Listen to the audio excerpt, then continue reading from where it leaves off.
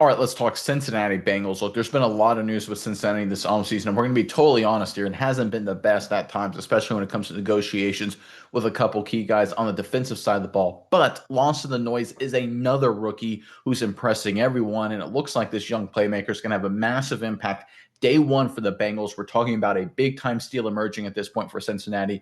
We'll get to this latest in just 1 second. But first, I'm Nick. That is Andrew, and this is Saturday Morning Inspection.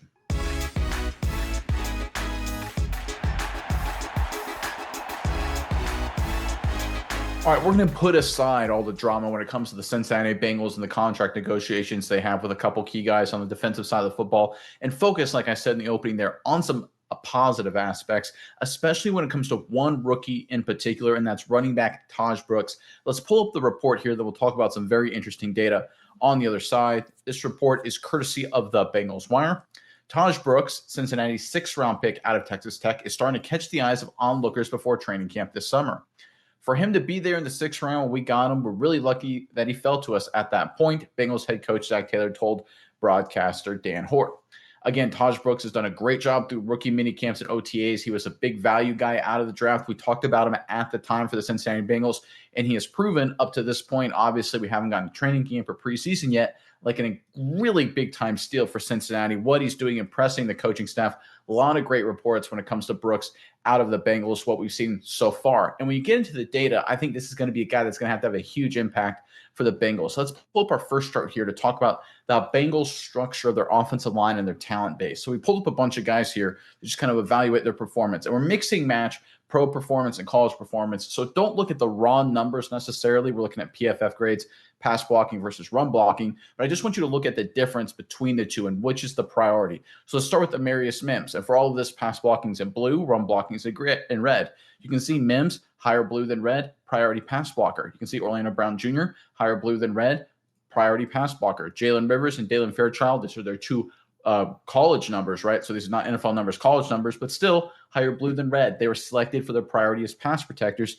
Ted Karras, the same thing, higher blue than red. And Cody Ford, about the same, but his blue is actually a smidgen higher than his red. And if we go to our second chart here, if you don't mind switching to that, this is the average pass blocking and run blocking between all those guys. Pass blocking on the left, run blocking on the right here in front of you. And you can see that the Bengals across their entire offensive line are situated primarily, or at least in terms of their talent base, to be pass protectors. Now, that obviously makes sense when you've got guys like Joe Burrow, of course, who's absolutely ridiculous, MVP guy, we all understand, Jamar Chase, Higgins. This is going to be a passing team, but they do want to run the football and add that dynamic. So you need to prioritize your offensive line to be pass protecting. But what does that mean from a running game perspective? Because we'd all love to have every offensive lineman. I know Bengals fans would love to have a competent offensive line, but I think in a perfect world, we'd love every offensive line to be elite at pass blocking and run blocking. You can really only pick one, and it's clear the Bengals have prioritized pass protection. So that puts a lot of pressure on the running backs to do what? Make tacklers miss. Forced missed tackles. And I think that's where it gets very interesting in the addition of Taj Brooks. Let's go into our final chart here. This is comparing Taj Brooks again in the sixth round with two bigger name running backs that were selected rounds before, Caleb Johnson and Cam Scannabo. And you can look at the numbers here, and Brooks has a higher missed tackles forced per attempt over his collegiate career than both of these guys, and just a little bit more than Caleb Johnson and significantly more than Cam Scannabo. And remember, Johnson and Scannabo are known for making tacklers miss and yards after contact. Those are two of their biggest traits. And Taj Brooks, again, in his career, compared to these other two big name guys, Johnson and Scannabo, was significantly better than Scannabo and a little bit better than Johnson at making tacklers miss, which is exactly the skill set the Bengals are looking for. And this is why Zach Taylor and the Bengals coaching staff is so high on Taj Brooks, and they're so excited they got him and so happy he fell to him in the sixth round, because he fits, in terms of their skill set, what they need from a running back. Their offensive line is heavy into pass protection, which means the running backs are going to have to force a lot of missed tackles, going to have to fall forward a lot, going to have to create something when nothing is there. That's what Brooks was really good at in college, and he was better than a lot of the big-name guys like you can see on the chart in front of you. This is why the Bengals are high on Brooks, and this is why Brooks is a perfect fit, and this is why, Bengals fans, when we fast forward a few months and we're into the regular season, there's going to be a lot of people in the media talking about the steal out of Texas Tech University who's playing for the Cincinnati Bengals, Taj Brooks. All right, Miles, I know you've got a few thoughts on this, but first, Bengals fans in the comment section below, got an interesting question for you guys. This one could go a couple different ways. Who is the greatest running back in Bengals history, right? There's a couple names that really jump out. Of course, there's a guy who at one point had the most rushing yards in a single game in NFL history who played for Cincinnati. But you go a couple different ways with this about who is the greatest running back in Bengals history. I really want to hear from you, what you guys have to say. Let us know in the comment section below. But Mize, over to you now. What are your thoughts on Taj Brooks and everything about this Bengals offense and running game right now? Yeah, Nick, I think this, return to trying to get guys that can come in and complement this offensive line and help raise the rushing numbers, it's going to be really, really important because when you look at what the Bengals have done the last couple of years, it hasn't been very good. In 2024, which is last season, they were 27th overall in rushing grade. I would say that's probably not very good. In 2023, they were 20th overall in rushing grade. Again, not very good. Let's go back just a few years before that, and that's right there around the time the Bengals made their Super Bowl appearance. Let's look 2022. Where are the Bengals at?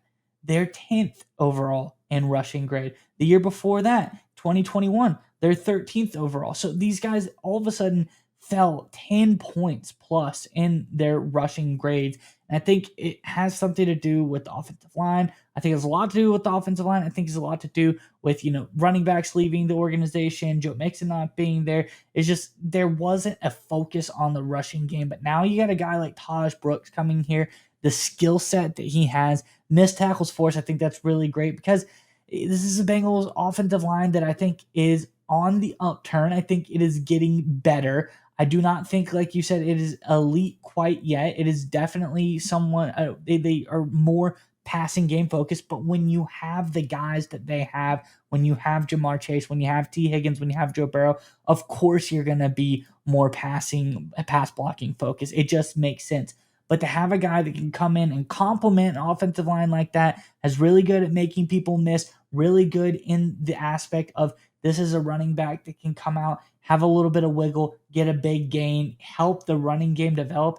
I really like Taj Brooks. I really like that he's been doing well. We're hearing lots of good things out of him, out of Bengals camp early on so far. This seems like a very smart move for the Bengals because this is a running back room that right now I think it's very okay. I think Samaje Perine coming back, that could be a solid addition. He's done well there before. Zach Moss is all right. Chase Brown did decent last year. But overall, they just need a little bit of juice. And I think that's what we can get out of a guy in Taj Brooks, a guy that can make someone miss, break off a big play, and get the offense rolling, kind of get the pressure off of the passing game. The passing game's where you're going to be focused, but Taj Brooks seems like a perfect complement to what the Bengals are running. And I think it's going to help raise that rushing grade back to in low teams, high in that 10 plus range. That's where you want to be. That's where teams that are going to make playoff runs and get to the Super Bowl are. You got to have a solid rushing attack. You brought up something there I think is so critically important. It's the word complementary, right? And we hear complementary football, it's something that's a buzzword. Announcers say it all the time.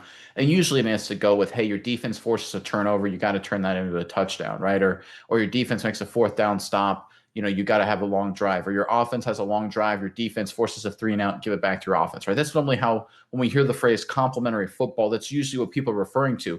But I like to think about complementary football in terms of your roster construction. Okay, what are your strengths and weaknesses at? And do you have players that can complement each other so that way it all works out for your team to be successful? For example, if you have a quarterback that does not have a strong arm, have big play receivers that are good at winning 50-50 balls 60 yards downfield, that's not a good complement. If you've got an offensive line that's really darn good at pass protecting, but all you have is a bunch of really quick slot wide receivers that get open in a second and that's it, that's not complementary football. You're not playing to each other's strengths. You're not having strengths and weaknesses offset.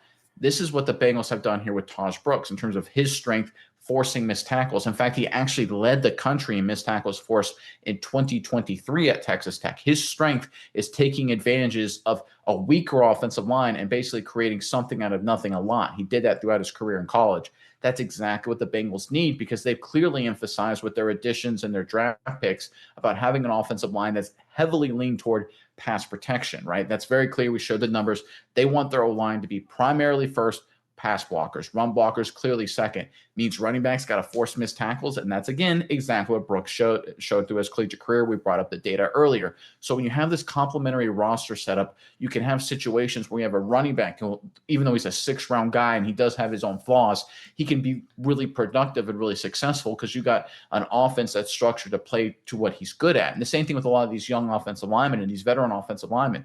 If they had a different running game or a different style, it would look much worse up front. I know Bengals fans probably are shocked to think of an offensive line looking worse than the way the Bengals have been over the past few years.